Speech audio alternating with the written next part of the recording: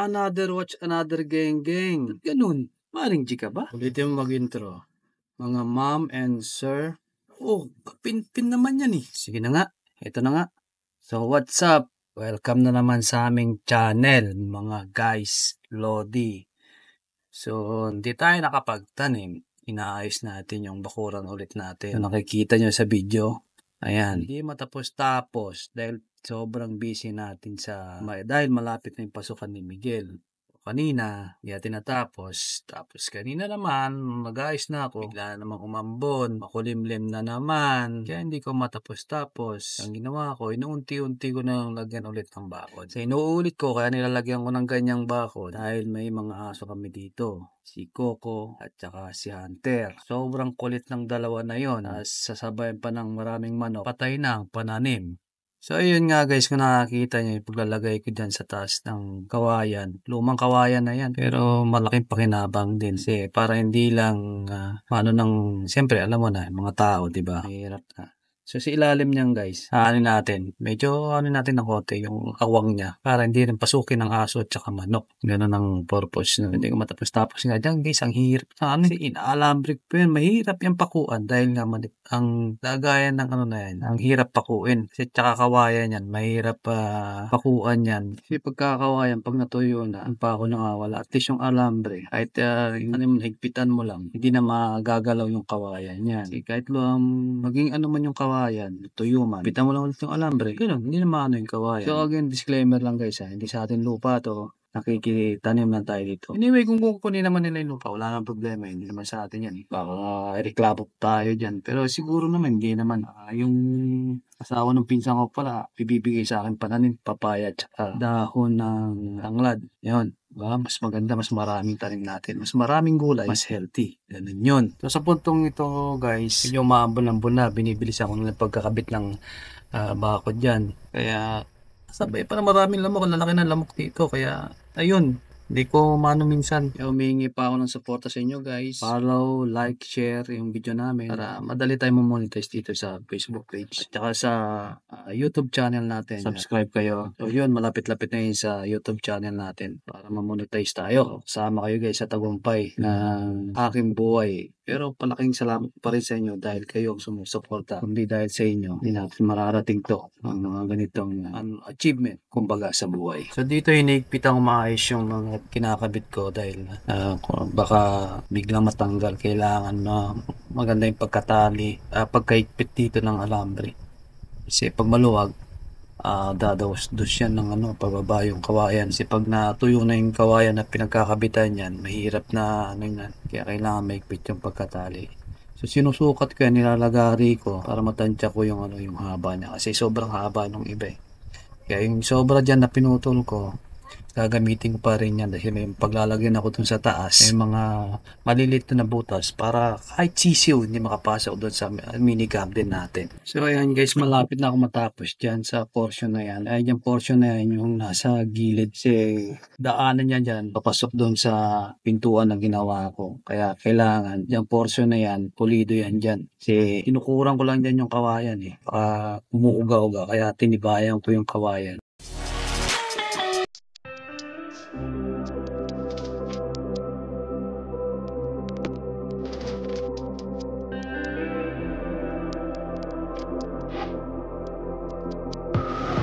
So ayan nga guys, malapit na. Konting kembot na lang tatapos ko na yung portion kanina dyan. Kanina pa ako dyan. Kahit ako naman naasap na dahil hirap pala magtali ng alambre naman ng mano. Ayun, inupuan ko na. Kasi tinignan ko pa yung camera kung pogi ako dyan. Joke lang. So ayun, nasa ilalim na ako. Malapit na talaga. Malapit talaga yan guys. Lilipat ako maya-maya dun sa kapila. Maliliit na damo. Tatabasin ko yung mga... Tsaka yung parang may mahabang damo dyan na kumakalat daw yan. Maano doon sa kawayan niya. Kailangan daw. Ang ugat niya, tanggalin ko para hindi magkalat dyan. Ito na, nilagari ko na. Ito na yung portion na last na pagtatalik dito ng alambre. Para sigurado at sureball na matibay. Kahit ano yun mo ng mga aso. pagharutan ng mag-aso dyan. Minsan yung mga aso dyan naghaharutan, naghahabulan yung mga yan.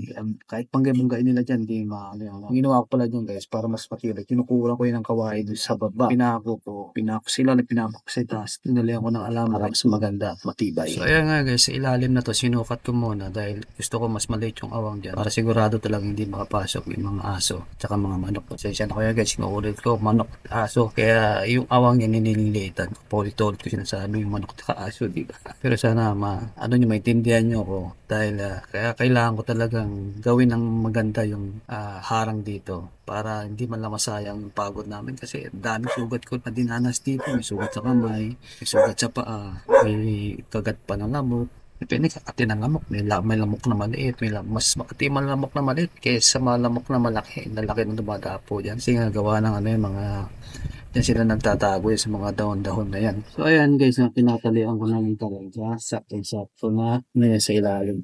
Sure ball talaga. Diba? Pasensya na kayo guys, sa background ko may kumahol na aso. Tapos sumukuha ng nililigot. Nagtagulan na talaga. Sarap patulog pag ganyan. Tamang-tama itong ginagawa kong minigatan namin. Pagkulan. Lumaki na mga gulay namin. At least may ako listen ko. Sa mahal pa naman ng family ang mga bilhin. Kaya daming kilo. Sayote nga, isang pirago ng sayote. Sabay ko na mga minigarit. Katanim talong, kamatis, pechay. Tsaka bibigay pa sa akin. Bibigay ng papaya. Hingi pa ako ng bawang tangan.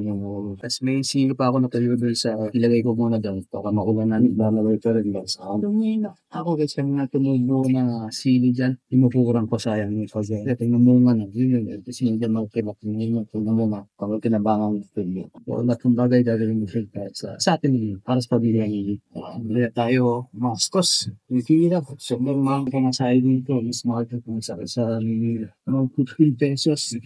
So, yun nga guys, please support sa YT channel namin. I-follow na rin yung Facebook page namin. Like mo na rin. Baka mapadaan to sa YouTube channel mo. Subscribe. Share nyo na rin yung video para marami makapanood video natin. So, huwag nyo na rin kalimutan i-click ang notification bell para ma-notify ka sa lahat ng video na i-upload ka. Hindi tayo nakaka-upload araw-araw. Pero ginagawa natin yung parang at least 2 times a day tayo makapag-upload ng video natin. Sigaw ang sobrang salit. Imbis na taasan yung watcher namin, binababaan nyo pa. Bumaba na ganyan. Please guys, subscribe, like, share naman sa aming channel. So ayun dito nga, tapos na tayo nagpabilang yung record. Okay na, sinusukat mo lang yung kung kinabango po ba yung pero nung ko pa kinabango tayo, kasi yung tawang pa rin lang natin pa natin yung masandang kawayan dyan. Inano ko lang yung alambre para ang sound. Kasi malak alambre 120 kalang kilo. Maayos kami na. Makapagtanim na tayo. So ayun nga guys, dandil. Marilo yun, dandil. So tapos na yung trabaho natin. Ayan, inano ko na lang yung alambre na ayos ko na lang. So ayan, inuga-uga ako. Matibay o hindi. Sana matibay. Pag di matibay, patay. Tumba yan. Isang banggala ng aso. Talagang tumba na yan. So, tinitingnan ko yung mga dyan, yung mga damo kasi tatanggalin ko yung malilit na damo dyan para at least kahit pa paano malinis yung tatamnan natin. Sana bukas makapagtanim tayo para mas okay. Natin kasi tag-ulan. Kailangan natin habulin yung tag-ulan para hindi tayo mahirapan magkaroon ng tubig. At tipid tayo sa tubig. Mahal din magbayad ng tubig. Sensya na kayo sa microphone ko. Guys, nagiging ngongo minsan. Hindi ko maintindihan. Minsan nagcha-Chinese.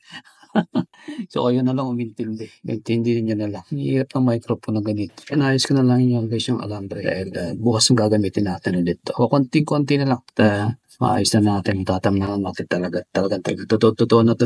Ang hirap ng ganito. Pero okay na yan. Matatapos din. Kakagulay na tayo. Uy, anong ginagawa mo? Sumisilip ka dyan. So, ayun nga guys. Yung unti-unti ko na yung maliliit na damo dito. Kasi may mga ugat-ugat kasi yan dyan eh. Kaya kailangan tanggalin yan dyan. Kasi kakainin din yan mga nutrients ng mga tanim natin. Kaya kailangan pulito at malinis yung tatamnan natin ng mga gulay natin. Matabang lupa dito. Kaya madaling patubuhin yung mga gulay natin eh. Kasi kahit hindi na tayo mag-abon, ano lang yun, chemical lang yun. It's a natural lang na pamaraan. Siguro yung mga shell ng itlog, isa rin sa mga abon sa gulay. Kasi lumalaki, tumataba yung mga gulay natin. So yung tinamin ko ang oregano, tabata. Ang dami ng so actually ang oregano madaling iba naman yung sa gulay. So doon ko nalaman na mataba pala yung lupa dito. So okay, mas maganda.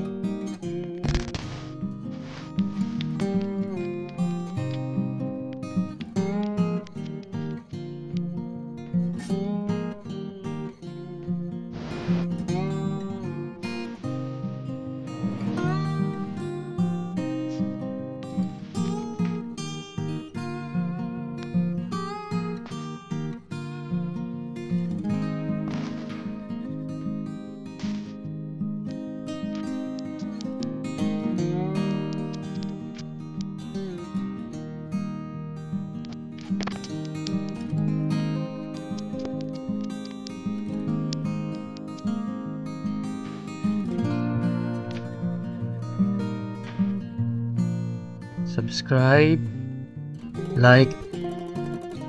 Bye-bye.